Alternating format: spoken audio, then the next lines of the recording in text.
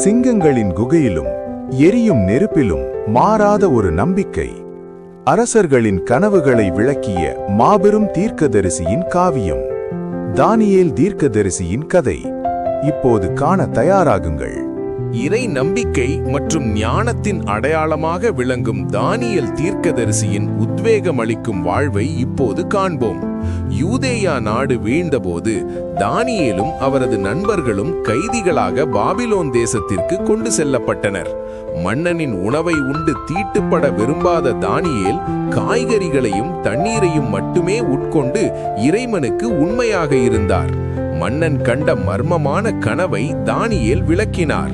உலக பேரரசுகளின் எழுச்சியையும் இறைவனின் நித்திய ராஜ்யத்தையும் அந்த சிலை குறிப்பதாக அவர் கூறினார். சிலையை வணங்க மறுத்த தானியேலின் நண்பர்கள் எரியும் அக்கினி சூளையில் போடப்பட்டனர். ஆனால் இறைவனின் தூதர் அவர்களை ஒரு சேதமுமின்றி காப்பாற்றினார். விருந்தின் நடுவே ஒரு மர்மமான கை சுவரில் எழுதியது. அந்த ராஜ்யத்தின் வீழ்ச்சியை தானியேல் துணிச்சலாக அறிவித்தார்.